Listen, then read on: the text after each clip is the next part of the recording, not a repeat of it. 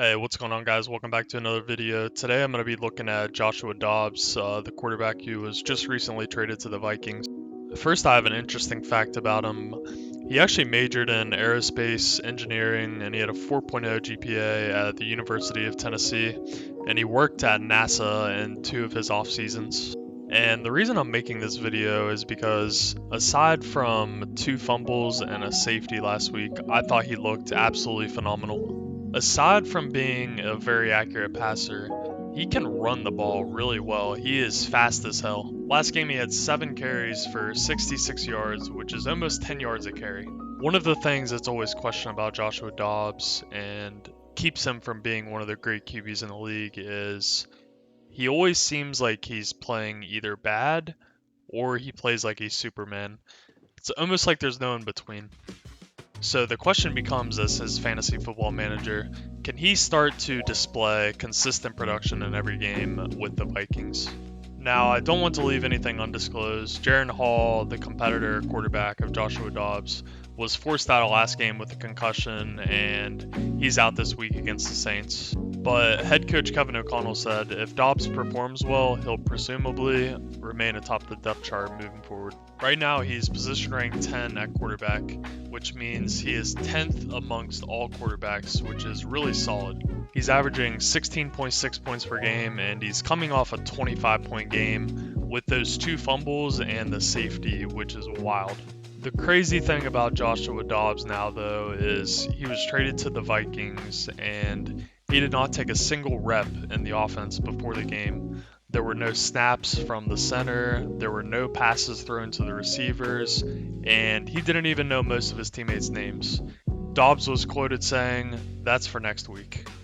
If Dobbs plays this well without knowing the playbook and without having any chemistry with his teammates, what is his ceiling like being fully prepared? He looks so good to me that I think if he can fix some of his consistency issues and build a nice chemistry with the Vikings, then he can be a top 10, maybe even top 7 quarterback in the league. But I'm going to let you guys watch the rest of the highlights of the game for this last week, and I want you to make that judgment for yourselves. What a catch by Tristan Jackson, and we're tied. Back-to-back mistakes by the Atlanta offense, and Dobbs will dump it off to Akers. Cam Akers gets a first down. Hockenson, top of your screen. Blitz is on. Dobbs throws.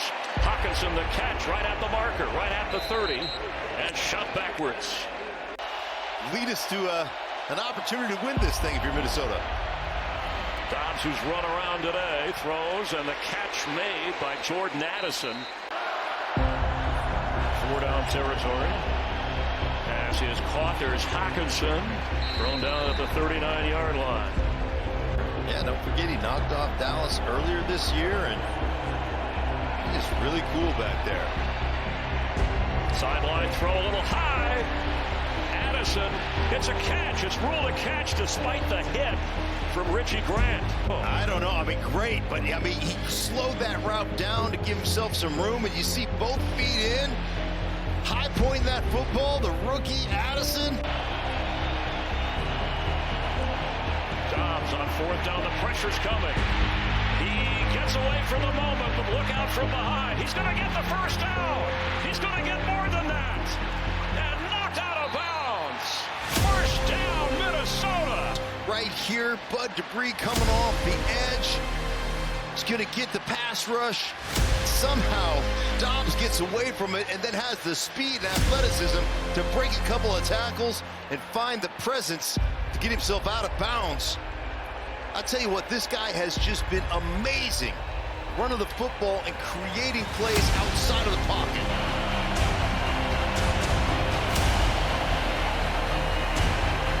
Hockenson hit, hangs on.